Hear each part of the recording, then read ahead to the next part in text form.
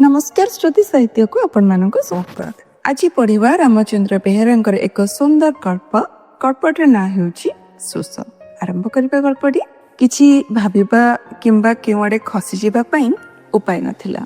गोटे अभूतपूर्व शक्ति ताको उठे नेला पानी भितरु एवं अल्प केतोटी मुहूर्त परे से झुली रहिला एक विशाल अथच सूक्ष्म हातमुठा भितरे आकाश और समुद्र मझिरे।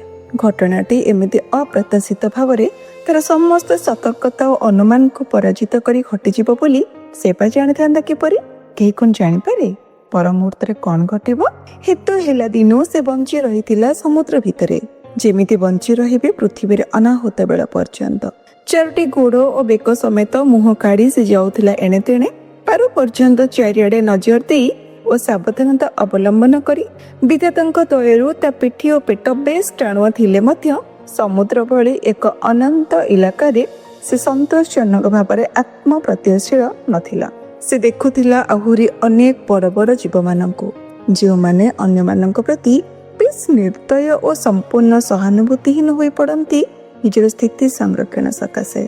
समुद्र भितरे अहरह चलिथिबा हत्याकांड और विवाद देखि देखि से भाबी नैथिला जे एमिति एक समय आसीजिब जेतेबेले तार सुदृढ़ पिठी और पेट ताकू प्रतिरक्षा करिबा पई निजर असहायता प्रकाश करिवे एवं तापरे समुद्र भितरे तार संसार सरीजिब। एमिति संसार सरी जाए से मध्य किछि कम छोट छोट जीवर संसार उजाड़ी दी नहीं अनेकंकु से काबू करिछि। के जानी एभली काबू करबा सकाशे से जी रहितिला समुद्र भितरे अवश्य भावे लोभ और प्रवृत्ति को संतुष्ट करने को चेष्टा करी। मात्र हठात ये सब कौन घटीगला बिना उपक्रमणिका और चेतावनी रे कौन गोटे गुड़े तो चारिपटे तार तथा कथित सुदृढ़ देह को आयत्त कर छंदी देला अदेखा अशुना शक्तिटी कौन हेला बोली आशंकाग्रस्त हेउ हेउ से अनुभव कला से ऊर्ध्वमुखी हेउछि। छटपट हेबा आरंभ कला बेलକୁ से आउ नथिला निज परिचित पोथी भितरे झुली रहिथिला शून्य रे तले तार निरंकुश निर्पाक समुद्र। जन्म होई एते बड़ होइथिला जार विशालता भितरे से चौदिक को छाती विस्तार करी पड़ी रहिछि। तार हृद स्पंदनर कंपन चारिआडे से कंपन एते पाखरे एई जेमिति छुई देई हेबो एई जेमिति पसी जाई हेबो समुद्र भितर को। अस्थिर व्याकुलतारे से प्रलुप्त हैला एवं छटपट हेबा अब्याहत रखिला निज संसार भितर को फेरी जीवा पाई। तार स्थिति केउंठी ता से देखि पाइला क्षणक मध्यरे कला मचमच केही जणे ठिया होईछि समुद्र उपरे। गोटे हाथ प्रसारित होईछि से हाथरो ओहली आसीछि सूक्ष्म सुदृढ़ शक्तिटी जहा भितरे से आउटे पाउटी हेउछि खसी जीवा पाई कोनसे मते समुद्र भितर को। एमिति किछि से देखि नथिला करू। समुद्र उपरे ठिया होइथिबा ए कला मचमच अचिन्ह जीवटी की होई पारे। मात्र जेमिति ढंगरे से ताकू टेकी धरिथिला तार बासस्थान उपरे सेइथरु से बुझी पारिला जे विपद एमिति के प्राणनाशर समय आसीगला। से ताकू टेकी धरिथिला समस्त जानता व दाम्भिकतार सहित ताकू सेमिति धरी से संभवतः अटहास्य करुथिला एवं प्रकारांतर रे चैलेंज करुथिला फेरी जीवो गलु देखिबा एई तो पाखरे रहिछि तो घर तू देखि पारुछु। ता छात्र हृदकंपन को देखिबा केमिति जीवो मो कबळरू एभले गोटे भाषा से पढ़ी पारुथिला। से अपरिचित जीवन ढंगरू से प्राणपणे चेष्टा कला मुक्ति पाई अथच एक निष्करुण दुर्दांत अटहास्य तुहा बिछे होई पड़ुथिबा सबुआडे कौन से करबो किछि भाबी न पारी प्रतिवाद करुथिला ताकू छंदी देइथिबा बंधन विरुद्धरे। से पूरा पूरी हड़बड़ी जाइथिला अटहास्य बळी दिसुथिबा एवं ताकू शून्य रे टेकी धरिथिबा से जीवनटी को देखि तांत कड़मड़ करी प्रचंड क्रोध विरक्तरे गोपी पाटी करी उठिला साला हरामजादा कहांका। प्रथम थर जाल फोपाड़िबा परे माछ बोतल से पाइला कौन ना गोटे कईंच। किछि समय पई जालटी को टेकी धरी से पलायनवादी कईंचर व्याकुल प्रतिबाद देखि नेला। भाबिला लाभ कौन अदरकारी जीवटी को फोपाड़ी देबा दरकार पानी भितर को। समय गड़ी जाउछि। जाल भितरु मुक्त कला बेले कईंचटी निजर गोड़ मुह प्रत्याहार करिनेला निज देह भितर को। निजको निज भितर लुचेଇବା ପାଇଁ चेष्टा कला एवं समस्तଙ୍କୁ सूचना दिले जे से किछि नुहे खाली एमिति गोटे गोलाकार आवश्यक हिन वस्तुटीए। मात्र गोपी भली एक अभिज्ञ केउंट कईंचर एई छलना प्रति आदौ ध्यान देई नथिला। जालर कईंच को बाहर करी समुद्र भितर को फोपाड़ी देवा बेले ତାର ହାତ ଅଟକି ଗଲା ସତେ ଯେମିତି କୋହୁ କବଳରେ। ପ୍ରକୁଞ୍ଚନ କରି ଏକାଗ୍ରତାର ସହିତ ସେ ଦେଖିନେଲା ଧରିଥିବା କଇଁଚଟିକୁ ଏବଂ ସ୍ୱୀକାର କଲା ଯେ ଏଭଳି କଇଁଚ ସେ ଆଗରୁ ଦେଖିନଥିଲା କେବେ। ବର୍ଷ ବର୍ଷ ଧରି ସେ ଓ ତାର ସହକର୍ମୀମାନେ ଡଙ୍ଗାରେ ଚଢ଼ି ସମୁଦ୍ର ଭିତରକୁ ଆସିଛନ୍ତି ମାଛ ମାରିବା ପାଇଁ। ସମୁଦ୍ର ଭିତରୁ ଫସଲ ପାଇଛନ୍ତି ଅନେକ। ଏମିତି ଅନେକ କଇଁଚ ଧରି ପରମୁହୂର୍ତ୍ତରେ ସେମାନଙ୍କୁ ଫେରାଇ ଦେଇଛନ୍ତି ପାଣି ଭିତରକୁ। ମାତ୍ର ବର୍ତ୍ତମାନର ଏଇ ଛୋଟ କଇଁଚଟି ଥିଲା ଅନନ୍ୟ, ବିଚିତ୍ର ଓ ତୁଳନାହୀନ। ମାଛ ମାରିବା ପାଇଁ ଆସିଥିବା ଗୋପୀଏ ପ୍ରୟୋଜନ ନଥିବା କଇଁଚକୁ ଧରିଲା ଦୁଇ ହାତରେ। ଏପଟ ସେପଟ କରି ଖୋଜିବା ଆରମ୍ଭ କଲା ତାର ବିଶେଷତ୍ୱକୁ, ଯାହା ତା ଭଳି ବୟସ୍କ କେଉଟର ଜରୁରୀ କାର୍ଯ୍ୟକ୍ରମକୁ ସ୍ତବ୍ଧ କରିଦେଇଥିଲା ଏବଂ ତାର ବିସ୍ମୟଚ୍ଛନ୍ନ ଦୃଷ୍ଟିକୁ ନିଜ ଉପରେ ବନ୍ଦୀ କରି ରଖିଥିଲା ସେ ପର୍ଯ୍ୟନ୍ତ। ସଙ୍ଗୀତ ଧୈର୍ଯ୍ୟର ସହିତ କଇଁଚଟି ଚୁପଚାପ ରହିଥିଲା, ଆଗ ଭଳି ପିଠି ଓ ପେଟ ଭିତରେ ଜାକିଜୁକି ହୋଇ। ମଧ୍ୟାହ୍ନ ଅତିକ୍ରମ କରି ଯାଇଥିବା ସୂର୍ଯ୍ୟ ତା ପିଠିର ଆକାଶରେ ଲଦି ହୋଇଥିଲା ନିରାଶ୍ରୟ ଭାବରେ। ଗୋପୀ ଚାହିଁଲା ଚାରିଆଡ଼କୁ। ସେ ଡଙ୍ଗାର ଆର ପାଖରେ ଠିଆ ହୋଇ ତା ସାଇର ସନିଆ ଜାଲ ଫିଙ୍ଗି ମାଛ ମାରିବାରେ ବ୍ୟସ୍ତ ଅଛି। ଅନ୍ୟ ଦୁଇଟି ଡଙ୍ଗାରେ ଆସିଥିବା ଅନ୍ୟ 4 ଜଣ ବହୁ ଦୂରରେ ଅଛନ୍ତି, ଦେଖାଯାଉନାହାନ୍ତି। ତା ଚାରିପଟେ ବିଶାଳ ନୀଳ ସମୁଦ୍ର, ଚାରିଆଡ଼େ ବ୍ୟାପି ଯାଇଛି ନୀଳ ଆକାଶକୁ ସବୁ ଦିଗରେ ଦିଗ୍ବଳୟର କବ୍ଜାରେ ଧରି ରଖିବା ପାଇଁ। ଗୋପୀ ହାତରେ ଅବର୍ଣ୍ଣନୀୟ ଚମତ୍କାର ଗୋଲ କଇଁଚଟିଏ, ପ୍ରାୟ ସମତଳ ଦେଖାଯାଉଥିବା ସମୁଦ୍ର ଭଳି ତାର ସମତଳ ପେଟ, ଢାଙ୍କୁଣୀ ଭଳି ଦିଶୁଥିବା ଆକାଶ ସତେ ଯେମିତି କଇଁଚ ପିଠିର ଏକ ପରିବର୍ତ୍ତିତ ପ୍ରକାଶ। କଇଁଚଟି ଦିଶୁଥିଲା ସମୁଦ୍ର ଆକାଶର ସଂକ୍ଷିପ୍ତ ଆକାରଟିଏ ଭଳି ଏବଂ ଏହାର ସୁନ୍ଦର ନୀଳ ପିଠିକୁ ବିଚ୍ଛୁରିତ ହେଉଥିବା ଅପୂର୍ବ ନୀଳିମା ସମୁଦ୍ର ଓ ଆକାଶକୁ ନୀଳବର୍ଣ୍ଣରେ ରଞ୍ଜିତ କରୁଥିଲା। ସେମାନଙ୍କର ରଙ୍ଗ ନିର୍ଭରଶୀଳ ହୋଇ ରହିଥିଲା ଏ କଇଁଚର ନୀଳ ପିଠି ଉପରେ। ଏହି କଇଁଚ ହିଁ ଯୁଗ ଯୁଗ ଧରି ସୃଷ୍ଟିର ସମସ୍ତ ନୀଳ ରଙ୍ଗ ଉଦାର ଭାବରେ ଯୋଗାଇ ଆସିଛି। ସେ ରଙ୍ଗର ଉତ୍ସଟି ବର୍ତ୍ତମାନ ଗୋପୀ ହାତରେ। ଗୋପୀ ସେଇଟାକୁ ଫୋପାଡ଼ି ପାରିଲା ନାହିଁ ପାଣି ଭିତରକୁ। ସେ ତନ୍ମୟ ହୋଇଯାଇଥିଲା, ମାତ୍ର ତାର କୌଣସି ଯୋଜନା ନଥିଲା କଇଁଚ ସମ୍ପର୍କରେ। ଚିପ୍ସ ଢାଳି ରାସ୍ତା ମରାମତ କରୁଥିବା ଜଣେ କୁଲି ପାଖରେ ଚକଚକ ବନୀଳ ପଥର ଖଣ୍ଡର ସ୍ଥାନ କେଉଁଠି? ସୋନି ଆଣି ଦେଖିଲୁ। ସହକର୍ମୀର ଦୃଷ୍ଟି ଆକର୍ଷଣ କରିବା ପାଇଁ ଚେଷ୍ଟା କଲା ଗୋପୀ। କେଜାଣି କାହିଁକି ସେ ଭାବିନେଲା ଯେ ପୃଥିବୀର ସମସ୍ତ ମଣିଷ ବିସ୍ମୟର ସହିତ ଏ ଅଲୌକିକ ଆଶ୍ଚର୍ଯ୍ୟକୁ ଦେଖିବେ। ସେମାନଙ୍କର ହୃଦବୋଧ ହେବ ଯେ କେଡ଼େ ଯତ୍ନ ଓ ଶ୍ରଦ୍ଧାର ସହିତ ବିଧାତା ପରିଚିତ ଦରବ ଦୃଷ୍ଟି କଲାବେଳେ ଅଭାବିତ ବ୍ୟତିକ୍ରମ ମଧ୍ୟ ତିଆରି କରି ପକାଏ। ଦେଖଣାହାରୀମାନେ ଏଭଳି ବ୍ୟତିକ୍ରମ ଦେଖନ୍ତି ଓ ଚାହାନ୍ତି ଆକାଶ ଆଡ଼େ ଏମାନଙ୍କର ନିର୍ମାତାକୁ ଦେଖିବା ପାଇଁ।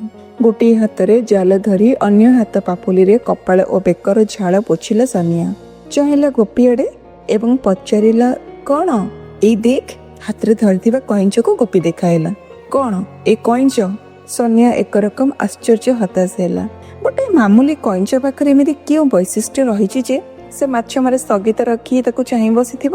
କିଛି ଭଲ ଅଭୂତ ଗୁଣ ଥାନ୍ତା ତା ପାଖରେ, କୌଣସି ଅଙ୍କ ମୋଡ଼ି ଦିଆଯାଇଥାନ୍ତା ଏବଂ ଫୁସଫୁସ ହୋଇ ବାହାରନ୍ତା ଧୂଆଁ, ବ୍ୟାପି ଯାଆନ୍ତା ଆକାଶ ପର୍ଯ୍ୟନ୍ତ, ବନିଯାଆନ୍ତା ଗୋଟେ ରାକ୍ଷସ, କିମ୍ବା ତା ପେଟରୁ ବାହାରନ୍ତା ମୋତି ମାଣିକ ଐଶ୍ୱର୍ଯ୍ୟମୟ ଗନ୍ତାଘର, କିମ୍ବା କିଛି ନହେଲେ ବି ମୋତିଟିଏ। ଏହି ମୋତି ନ ଦେଖି ସ୍ୱାମୀ ଦ୍ୱାରା ପ୍ରତ୍ୟାଖ୍ୟାତ ହୋଇଥିବା ଓ ଅନ୍ତଃସକ୍ତ ହୋଇଥିବା ଲୁହ ଝରାଉଥିବା କେଉଁ ଅସହାୟ ରମଣୀ ଫେରି ପାଆନ୍ତା ମନରେ ଈଶ୍ୱରଙ୍କୁ। ଏମିତି କିଛି କାହିଁ? ସେମିତି ସମ୍ଭାବନା ଥିବାର ଜଣାପଡ଼ୁନାହିଁ ମୂର୍ତ୍ତାର ଭଳି ଅଭିନୟ କରୁଥିବା କଇଁଚଟି ପାଖରେ। ହଁ, ଦିଶୁଛି ଗୋଟେ ପ୍ରକାର, ମୁଖ୍ୟତଃ ନୀଳବର୍ଣ୍ଣରେ ଚିତ୍ରିତ ତଥା ଅନ୍ୟ ହାଲକା ରଙ୍ଗର ସମ୍ମିଶ୍ରଣରେ ବେଶ ଭଲ ଦିଶୁଛି। ଦେଖୁନୁ କେତେ ଭଲ ଦିଶୁଛି। କବି ପ୍ରବର୍ତ୍ତାଇବା ପାଇଁ ଚେଷ୍ଟା କଲେ ସନିଆଙ୍କୁ।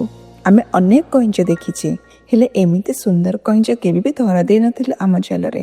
ବିରକ୍ତିରେ ସନିଆ ମୁହଁ ବୁଲେଇ ନେଲା, ପରିହାସ କରି କହିଲା, ଜାଲ ଫୋପାଡୁଥିବାର ଅବସ୍ଥାରେ ପାଖରେ ରଖିଥା। 1000 ଟଙ୍କା ଦେଇ କେହି ଜଣେ କିଣି ନେବେ, ବଡ଼ ଲୋକ ହୋଇଯିବୁ। ତାହା ବି ସମ୍ଭବ ନୁହେଁ। ଏହି ଗୋଲାକାର ଜୀବନଟି ତାର ଭବିଷ୍ୟତ ପରିବର୍ତ୍ତନ କରିଦେଇ ପାରିବ ବୋଲି ଗୋପୀର ବିଶ୍ୱାସ ନାହିଁ। ଅଥଚ ପ୍ରଥମ ଜାଲ ଫୋପଡ଼ାରେ ଧରିଥିବା ନିଷ୍ପ୍ରୟୋଜନ କଇଁଚକୁ ସେ ଛାଡ଼ି ପାରିଲାନି କି କାହିଁକି କେଜାଣି। ଖୁବ୍ ଆସ୍ତେ ଯତ୍ନର ସହିତ ତାକୁ ଡଙ୍ଗା ଭିତରେ ରଖିଲା ଏବଂ ମନକୁ ମନ କହିଲା, ଥାଉ, ପିଲାମାନେ ଖେଳିବେ। ସୀମାତୀତ ପାଣିର ପୃଷ୍ଠ ଉପରେ ଭାସି ଚାଲିଥିଲା ସରଳ ଛୋଟ ଡଙ୍ଗାଟି। ଦୁଇ ପାଖରେ ଠିଆ ହୋଇ 2 ଜଣ ମଣିଷ ବ୍ୟସ୍ତ ରହିଲେ ଦୈନନ୍ଦିନତାରେ। ଡଙ୍ଗାଟି କମ୍ପି ଉଠୁଛି ଅହରହ। ତାର ଅସ୍ଥିର ଗତିରେ ନଥିଲା କୌଣସି ନିର୍ଦ୍ଦିଷ୍ଟତା, କୌଣସି ନିର୍ଦ୍ଧାର୍ଯ୍ୟ ଦିଗ। ଢେର ସମୟ ଧରି କମ୍ପିତ ଡଙ୍ଗାର ଚଟାଣ ଉପରେ ଧୀର ସ୍ଥିର ହୋଇ ବସି ରହିଥିଲା କଇଁଚଟି। ତାର ଉଦ୍ବେଗ ପଡ଼ିଯାଇଥିଲା ଏବଂ ସମ୍ଭବତଃ ସେ ଅସହାୟତାର ଲୁହ ଝରାଇବା ଆରମ୍ଭ କରିଦେଇଥିଲା। ଇଏ କି ବିଚିତ୍ର ପୃଥିବୀ! ବିନା ପାଣିରେ କିପରି ବଞ୍ଚିବା ସମ୍ଭବ? କେଉଁଆଡ଼େ ଗଲା ବିପଦ ସଂକୁଳ ହେଉ ପଛେ ତାରି ପରିଚିତ ପ୍ରିୟ ପୃଥିବୀ। କୁଆଡ଼େ ଗଲେ ସେ ଭୟ କରୁଥିବା ସମୁଦ୍ରର ଜୀବମାନେ, କୁଆଡ଼େ ଗଲେ ସେ ବଞ୍ଚି ରହିବାର ଅବଲମ୍ବନ ଗୁଡ଼ିକ। ତାର ଧାରଣା ନଥିଲା ଯେ ସମୁଦ୍ରକୁ ଛାଡ଼ିଦେଲେ ଆଉ କିଛି ଅଞ୍ଚଳ ଅଛି ଯେଉଁଠାରେ କାଳାତିପାତ କରିବା ସମ୍ଭବ। ସେ ଏବେ କରିବ କ'ଣ? ଯିବ କୁଆଡ଼େ? ଏତେ ହତକଞ୍ଜ, ଏତେ ଅଣନିଶ୍ୱାସୀ ହୋଇ ପଡ଼ୁଥିବା ଜୀବନକୁ ଧରି ସେ ଯିବ କେଉଁଠିକି? ଖୁବ୍ ଚଞ୍ଚଳ ସେ ମରିଯିବ କି? କଇଁଚଟି ଆସ୍ତେ ଖୁବ୍ ସନ୍ତର୍ପଣରେ ମୁହଁ କାଢ଼ିଲା ତା ଖୋଳପା ଭିତରୁ ଏବଂ ତତ୍କ୍ଷଣାତ୍ ଜାକି ଜୁକି ହୋଇ ରହିଲା ଆଗ ଭଳି। ଚାରୋଟି ବିଶାଳ ଖମ୍ବ ଭଳି ଦିଶୁଛି ଦୁଇଜଣ ମଣିଷଙ୍କ ଗୋଡ଼। କିଛି ଗୋଟାଏ ଭଲ ମନ୍ଦ ହୋଇଯାଇପାରେ। ସେ ପୁଣି ଅପେକ୍ଷା କଲା। ମାତ୍ର କେତେ ସମୟ ପର୍ଯ୍ୟନ୍ତ ସେ ଏମିତି ଗୋଡ଼ ହାତ ବାନ୍ଧି ପଡ଼ି ରହିବ? ମରିଯାଇଥିବାର ଅଭିନୟ କରି ତାର ଧୈର୍ଯ୍ୟ ଭୁଷୁଡ଼ି ପଡ଼ିଲା। ସମସ୍ତ ସାହସ ନେଇ ସେ ପୁନରାୟ ମୁହଁ ବାହାର କଲା ଏ ଅଦ୍ଭୁତ ପାଣିହୀନ ଅପରିଚିତ ପୃଥିବୀକୁ ଭଲ କରି ଦେଖିବା ପାଇଁ। ଅଣଓସାରିଆ ଲମ୍ବା ଡଙ୍ଗାର ମଙ୍ଗ ଉପରେ ତା ଦୃଷ୍ଟି ପହଁରି ଆସିଲା ସେଇ କ୍ଷଣି। ମଣିଷ ଦୁଇଜଣ ଦୁଇଆଡ଼େ ମୁହଁ କରି କାର୍ଯ୍ୟବ୍ୟସ୍ତ ଅଛନ୍ତି। ଉପରଟା ଶୂନ୍ୟ। ଅପେକ୍ଷା କଲା ତାର ଏଇ ଢଙ୍ଗଟିକୁ ତାକୁ ବନ୍ଦୀ କରିଥିବା ମଣିଷମାନେ ବରଦାସ୍ତ କରୁଛନ୍ତି କି ନା ଦେଖିବା ପାଇଁ। ସେ ଉତ୍ସାହିତ ହେଲା ଏଇଥିପାଇଁ ଯେ ତା ଉପରେ କିଛି ହେଲେ ଅପ୍ରୀତିକର ଘଟିଲା ନାହିଁ। ଗୋଟିଏ ଦୁଇଟି ପାହୁଣ୍ଡା ନେଲା ଏବଂ ଅପେକ୍ଷା କଲା। ନା, କିଛି ଘଟୁନାହିଁ। ଅସାମାନ୍ୟ ଆନନ୍ଦରେ ସେ ବିଭୋର ହେଲା। ସମସ୍ତଙ୍କ ଅଲକ୍ଷ୍ୟରେ ସେ ଖସି ପଳାଇଯିବ ଏ ଡଙ୍ଗାରୁ କୌଣସି ମତେ। ତାପରେ ସେ ଖୋଜିବ ତାର ସମୁଦ୍ରକୁ। ଏ ଡଙ୍ଗାରୁ ସମୁଦ୍ର କେତେ ବାଟ କେଜାଣି? ସହଜରେ ଦିଶି ଯାଉଛି ଡଙ୍ଗା କାନ୍ଥର ଉଚ୍ଚତା। ଏଇ ଉଚ୍ଚତା ଟପିଗଲେ ମୁକ୍ତିର ଅନନ୍ତ ଅଞ୍ଚଳ। ଜଣା ପଡୁଛି ଏ ଉଚ୍ଚତା ଯେପରି କିଛି ନୁହେଁ। ଅଳ୍ପ କେତୋଟି ପଦକ୍ଷେପ ଏହାକୁ ଅତିକ୍ରମ କରିପାରିବ।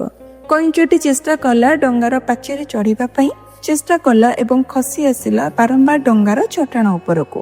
କ୍ରମେ ସେ ଅଥୟ ହୋଇ ପଡୁଥିଲା ଏବଂ ଖସି ପଳାଇ ଯିବାର ଚେଷ୍ଟା ଓ ଇଚ୍ଛା ତୀବ୍ରତର ହୋଇ ପଡୁଥିଲା। ଏ ଇଚ୍ଛା ବାରମ୍ବାର ବିଫଳ ଚେଷ୍ଟାର ସମ୍ମୁଖୀନ ହେଉଥିଲା ଏବଂ ପରିଣାମରେ ତାର ଅସହାୟତା ଓ ବ୍ୟାକୁଳତା କମୁଥିଲା ଆସ୍ତେ ଆସ୍ତେ। କିଛି ସମୟ ପାଇଁ ସେ ଚୁପଚାପ ବସି ରହିଲା। ଶକ୍ତି ସଂଗ୍ରହ କଲା ପରବର୍ତ୍ତୀ ପର୍ଯ୍ୟାୟର ଚେଷ୍ଟା ପାଇଁ। ଏଥର ସେ ଅନ୍ୟ ଏକ ଦିଗକୁ ମୁହେଁଇଲା। ପୁଣି କ'ଣ ଭାବି ମୁହଁ ଫେରାଇଲା ଏବଂ ପ୍ରଚଣ୍ଡ ଆତୁରତାରେ ସେ ଦଳାଣ୍ଡି ପକାଇଲା ଡଙ୍ଗାର ଚଟାଣ କେଉଁଠି ଟିକେ ଫାଙ୍କା ଥାନ୍ତା କି? ଏମିତି କି ସାମାନ୍ୟ ଛିଦ୍ରଟିଏ ସେ ନିଜକୁ ତା ଭିତରେ ଘୋଷାରି ନିଅନ୍ତା। କିଛି ହେଲେ ସୁଯୋଗ ସେ ପାଉଛି। ମୁକ୍ତି ପାଇବାର ନିଶା ଏତେ ପ୍ରବଳ ହୋଇଯାଇଥିଲା ଯେ ତାକୁ କଏଦୀ କରି ରଖିଥିବା ମଣିଷମାନଙ୍କର ଉପସ୍ଥିତି ଏବଂ ସମ୍ଭାବ୍ୟ ଶାସ୍ତି କଇଁଚର ଚେତନାରେ ସେତେବେଳେ ଆଦୌ ନଥିଲା। ଜଣେ ପାଗଳ ଭଳି ସେ ଖାଲି ଖୋଜି ଚାଲିଥିଲା ଡଙ୍ଗାର ଦେହକୁ ଟିକେ ବାଟ ପାଇବା ଆଶାରେ। ଡଙ୍ଗାର ପାଚେରୀ ଖୁବ୍ ବେଶୀ ଉଚ୍ଚ ନଥିଲେ ମଧ୍ୟ ତାର ହୃଦବୋଧ ହୋଇସାରିଥିଲା ଯେ ଏହାକୁ ଟପିବା ସମ୍ଭବ ନୁହେଁ। ଏହା ଜାଣିସାରିବା ପରେ ବି ସେ ଚଢ଼ିବାକୁ ଚେଷ୍ଟା କରୁଥିଲା ତା ଉପରେ ଏବଂ ପର ମୁହୂର୍ତ୍ତରେ ଖସି ଆସୁଥିଲା ଡଙ୍ଗାର ଚଟାଣ ଉପରକୁ। ଚାଲିଥିଲା ଏହି ପ୍ରକାରର ଏକ ଅକୃତକାର୍ଯ୍ୟ ଚେଷ୍ଟା ଅନବରତ ଭାବରେ। ଉପରେ ତା ପିଠି ଭଳି ଦିଗହଜ ଆକାଶ ଓ ତଳେ ସୀମାହୀନ ସମୁଦ୍ରର ବ୍ୟକ୍ତି। ସାମାନ୍ୟ ଗୋଟିଏ ବିନ୍ଦୁ ଭଳି ଦିଶୁଥିବା ଓ ଅହରହ ଅସ୍ଥିର ଭାବରେ କମ୍ପି ଉଠୁଥିବା ଡଙ୍ଗାର ପେଟ ଭିତରେ ଆହୁରି ସାନ ନଗଣ୍ୟ କଇଁଚଟି ଅବ୍ୟାହତ ରଖିଥିଲା କେଉଁଆଡ଼େ ଖସି ପଳାଇ ଯିବାର ବ୍ୟାକୁଳ ଚେଷ୍ଟା। ଅନନ୍ତ ଶୂନ୍ୟତା ଭିତରେ ଏକ ସଂକୁଚିତ ଡଙ୍ଗାର ବାଡ଼ ଆବଦ୍ଧ କରି ରଖିଥିଲା ତାକୁ ଏବଂ ତାର ମୁକ୍ତିର ବାଟ ବନ୍ଦ କରି ରଖିଥିଲା। ଏତେ କମ୍ ଉଚ୍ଚ ଦେଖାଯାଉଥିବା ପାଚେରୀ ବି ଅନତିକ୍ରମେ ହୋଇପାରେ ଏବଂ ସେ ତାର ସ୍ୱାଧୀନତା ମଝିରେ ଅଲଙ୍ଗନୀୟ ପ୍ରତିବନ୍ଧକ ହୋଇ ଠିଆ ହୋଇପାରେ। ଏକଥା କେହି କ'ଣ ବିଶ୍ୱାସ କରନ୍ତି? ସେମିତି ପରିସ୍ଥିତି ନ ଆସିବା ଯାଏ ସବୁଦିନ ଭଳି ପ୍ରାୟ ଏକ ସମୟରେ ତିନୋଟି ଯାକ ଡଙ୍ଗା କୂଳରେ ଲାଗିଲେ ସେଦିନର ଫସଲ ବୋଝେଇ କରି।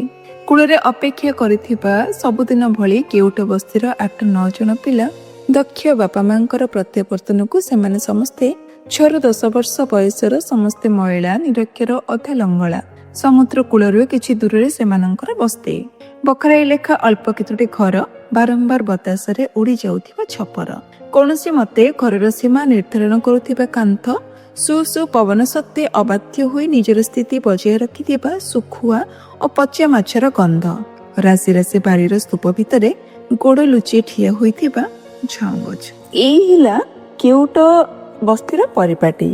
ସମୁଦ୍ର ବଞ୍ଚେଇ ରଖିଛି ଏହାକୁ, ଅଥଚ ଏହାର କ୍ରୁଦ୍ଧ ନିଶ୍ୱାସରେ ବସ୍ତିର ଚାଳ ବିପର୍ଯ୍ୟସ୍ତ ହୁଏ। ବେଳେ ବେଳେ ଜୀବନ ଛିନଛତ୍ର ମଧ୍ୟ ହୁଏ। ଏହାର ପୃଷ୍ଠଭୂମିରେ ଜୀବନ ସମସ୍ତ ଦାୟିକତା ଓ ଆତ୍ମବିଶ୍ୱାସର ସହିତ ଠିଆ ହୁଏ। ସେମାନେ ପୁଣି ଡଙ୍ଗା ଧରି ଯାଆନ୍ତି ସମୁଦ୍ର ଭିତରକୁ। ପିଲାମାନେ ପୁଣି ବାହାରି ପଡ଼ନ୍ତି ସମୟ କଟାଇବା ପାଇଁ। ସବୁ ଦୁର୍ଯୋଗ ଓ ଦୁର୍ବିପାକ ପ୍ରକୃତିର ଗୋଟାଏ ଗୋଟାଏ କୌତୁକ ଭଳି ମନେ ହୁଏ। ବସ୍ତିର ଏ 8-9 ଜଣ ପିଲାଙ୍କ ପାଇଁ ସବୁ ବିଶାଳ ଓ ଅନନ୍ତ ସମୁଦ୍ର ଆକାଶ, ପାଲିର ଅପନ୍ତରା ଓ ସମୟ। ସେମାନଙ୍କର ଦୃଷ୍ଟିକୁ ବାଧା ଦେବା ଭଳି କେଉଁଠି କିଛି ପ୍ରତିବନ୍ଧକ ନଥାଏ। ସାରା ଦିନ ସେମାନେ ସମୟ କଟାଇବା ସମସ୍ୟାର ସାମ୍ନାସାମ୍ନି ହୁଅନ୍ତି। ଗଛ ଚଢ଼ି ସମୁଦ୍ର କୂଳରେ ଖେଳି ସେମାନେ ଆବିଷ୍କାର କରନ୍ତି ଯେ ଆହୁରି ଅନେକ ସମୟ ପରେ ସେମାନଙ୍କର ବାପାମାନେ ଫେରିବେ। ସେଦିନ ଡଙ୍ଗା 3ଟିରୁ ମାଛ ଖଲାସ ହେବା ପରେ ଗୋପୀ କର୍ପର ସହିତ ଘୋଷଣା କଲା, ପିଲାମାନେ, ତୁମ ପାଇଁ ବଢ଼ିଆ ଜିନିଷଟେ ଆଣିଛି। ସମସ୍ତେ ଘେରିଗଲେ ଗୋପୀକୁ ଏବଂ ଜିନିଷଟି କ'ଣ ବୋଲି ସେ କହିବା ପୂର୍ବରୁ ସେମାନେ ତାହାକୁ ଦେଖି ସାରିଥିଲେ। ସେମାନେ ପରସ୍ପର ମୁହଁ ଦେଖିଲେ। ସମସ୍ତଙ୍କର ମୁହଁର ଆଗ୍ରହ ନିଷ୍ପ୍ରଭ ହୋଇଯାଇଥିଲା। ଜିନିଷଟିର ବିଶେଷତ୍ୱ ବୁଝାଇବା ପାଇଁ ଚେଷ୍ଟା କଲା ଗୋପୀ। ଏଇଟା କଇଁଚଟିଏ ବୋଲି ତୁମ ମୁହଁମାନ ଶୁଖିଗଲେ କି? ଏଇଟା କଇଁଚଟିଏ। ହଁ, ହେଲେ ଏମିତି କଷ୍ଟ କରି ଏଇଟାକୁ ଆଣିଥାନ୍ତି କାହିଁକି? ନିଅ ଖେଳିବ। ସେ 2ଟି ଆଗ୍ରହହୀନ ହାତକୁ ତାହା ବଢ଼ାଇ ଦେଲା।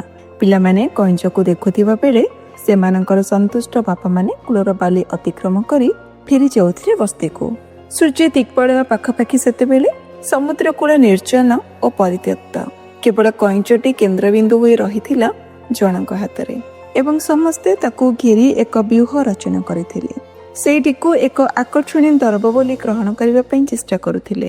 ସମୁଦ୍ର ଲହଡ଼ିର ଆହ୍ୱାନ ଓ ହାତ ସମ୍ପ୍ରସାରଣ ପ୍ରତି ସେମାନଙ୍କର ଜମା ଧ୍ୟାନ ନଥିଲା। ତେବେ ଗୋଟାଏ କଇଁଚକୁ ନେଇ କିଭଳି ଖେଳାଯାଇପାରେ ସେମାନେ ଭାବିପାରୁନଥିଲେ ଏହାର ଉତ୍ତର। ପୁଣି ତା ପ୍ରତି ସେମାନଙ୍କର ମୂଳ ଦୃଷ୍ଟିକୋଣଟି ଆଦୌ ବଦଳୁ ନଥିଲା।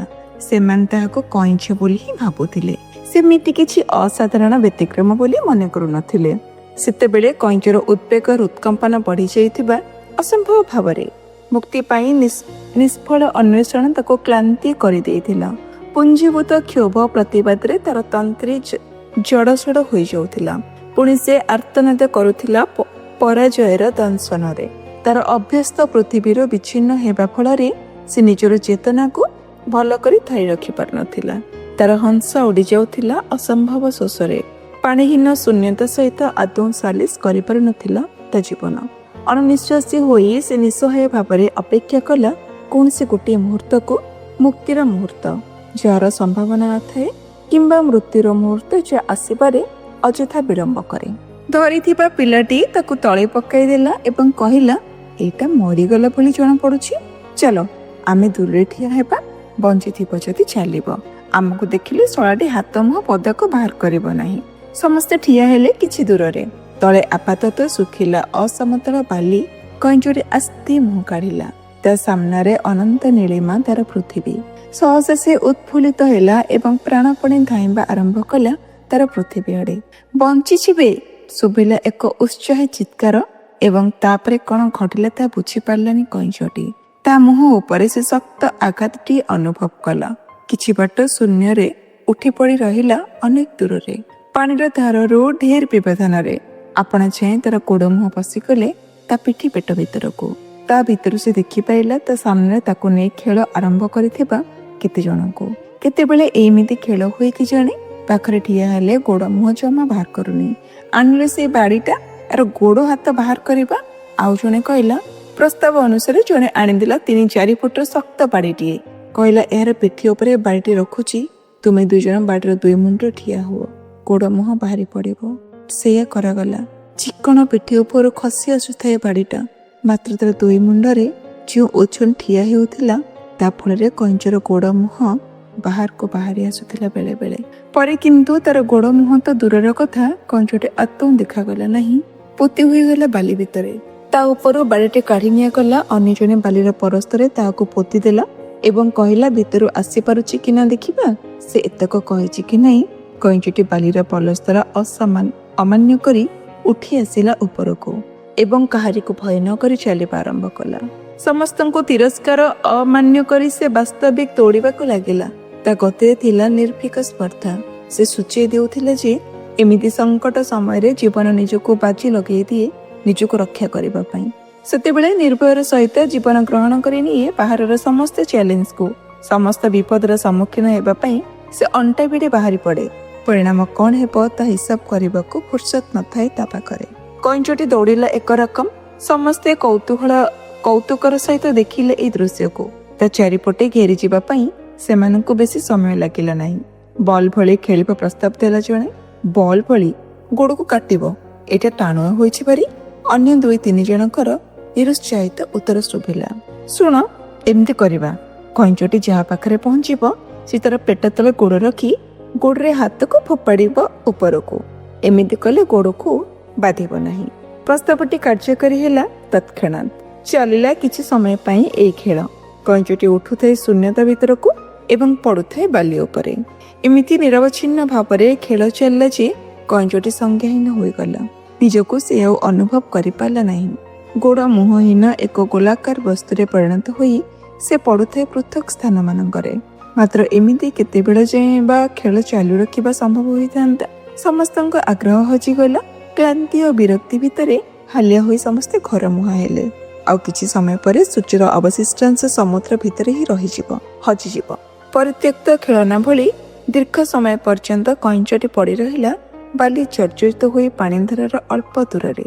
ସମଗ୍ର ବ୍ରହ୍ମାଣ୍ଡର ଆଉ କେହି ନଥିଲେ ସେତେବେଳେ। ସମୁଦ୍ରର ଲହଡ଼ି ଭଙ୍ଗା ଗର୍ଜନ ହିଁ ଥିଲା ଏକମାତ୍ର ଶବ୍ଦ। ମୁମୂର୍ଷୁ ଅବସ୍ଥାରେ ପଡ଼ିଥିବା ଦରମଲା କଇଁଚଟି ହିଁ ଥିଲା ଏକମାତ୍ର ସର୍ବଶେଷ ଜୀବନ। ଯୋଜନ ଲମ୍ବର ଲହଡ଼ିମାନ ଉଠୁଥିଲେ ସମୁଦ୍ର ଛାତିରେ। ଧାଇଁ ଆସୁଥିଲେ କିଛି ବାଟ। ସେମାନଙ୍କର ଅଣ୍ଟା ଭାଙ୍ଗି ଯାଉଥିଲା। ମୋଡମାଡ ଶବ୍ଦ କରି ପରାଜୟର ମାଡ଼ରେ ସେମାନେ ସମତଳ ହୋଇଯାଉଥିଲେ।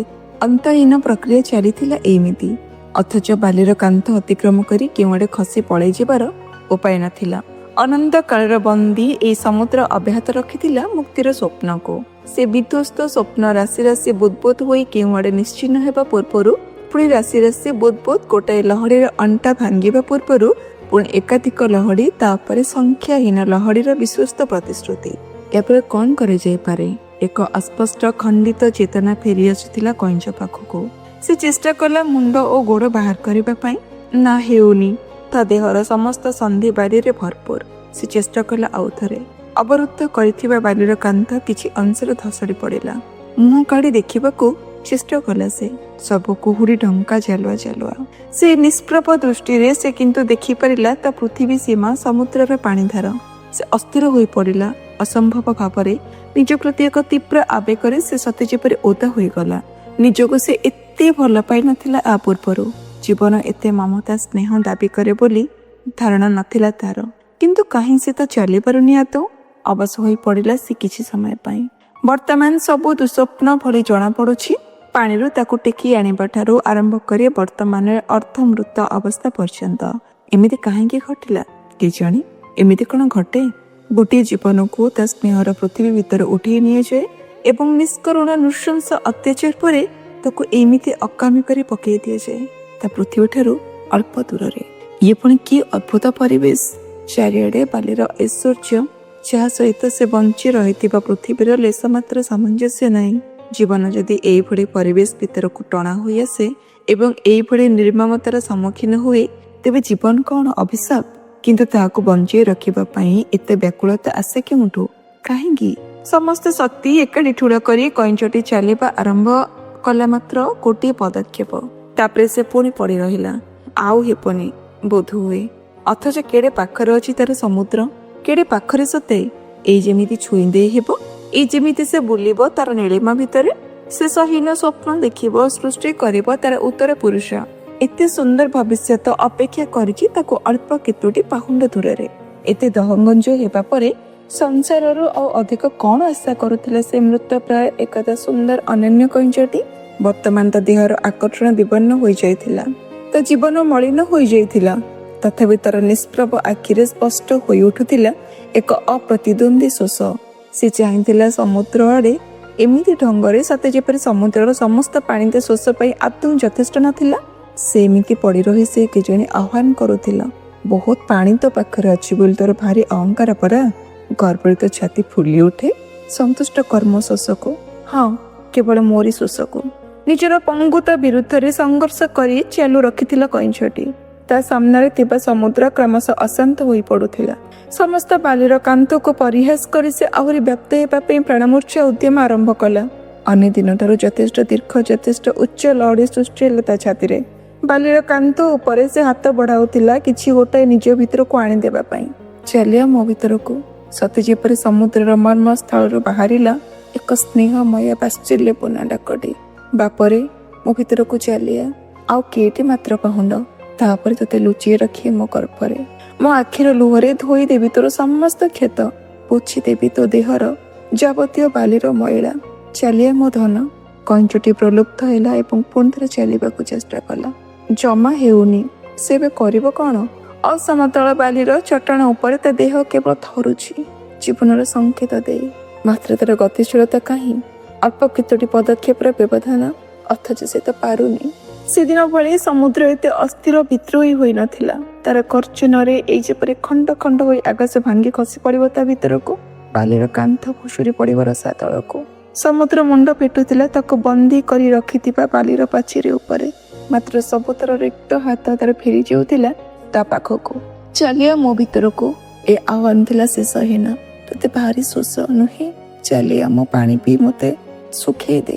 ତୋରି ପାଇଁ ଏ ପାଣି। ଆ, ତୋତେ ହାତ ବଢ଼େଇ ଡାକୁଛି ପରା। ଦେଖୁଛୁ ତ ମୁଁ ବି ଏ ବାଲିର ଶୃଙ୍ଖଳରେ ବନ୍ଦୀ। କ'ଣ ଆଉ କରିବି ମୁଁ? ଯୁଗ ଯୁଗ ଧରି ଚାଲିଥିଲା ଏଇଭଳି ସଂଘର୍ଷ। ଏକଦା ସୁନ୍ଦର, ଚମତ୍କାର, ଉଚ୍ଚ ଅଭିଳାଷ ଥିବା ବର୍ତ୍ତମାନ ଦରମଲା ଅତ୍ୟାଚାରିତା ବାଲି ବିମଣ୍ଡିତ ହୋଇଯାଇଥିବା ଆହତ କଇଁଚର ସମୁଦ୍ର ଭିତରକୁ ଯିବା ପାଇଁ ପ୍ରାଣାନ୍ତକ ଚେଷ୍ଟା ଏବଂ କ୍ଷୁଧିତ।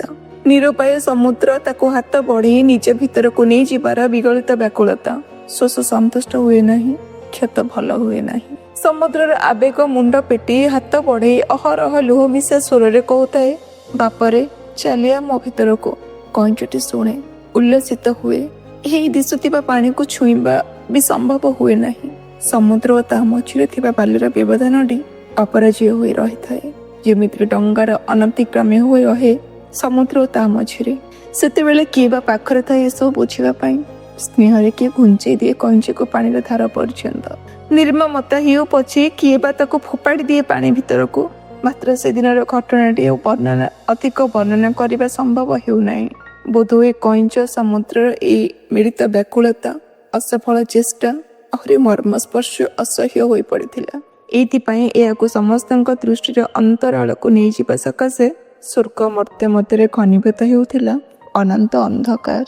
ଏଇଠି ଶେଷ ହେଲା ଗଳ୍ପ ଶୋଷ। ଯଦି ଆପଣଙ୍କୁ ଗପଟି ଭଲ ଲାଗିଛି କମେଣ୍ଟ କରିକି ନିହାତି ଜଣାଇବେ। ଯଦି ଚ୍ୟାନେଲରେ ନୂଆ ଅଛନ୍ତି ସବସ୍କ୍ରାଇବ୍ କରିବାକୁ ଭୁଲିବେନି। ରହୁଛୁ, ନମସ୍କାର।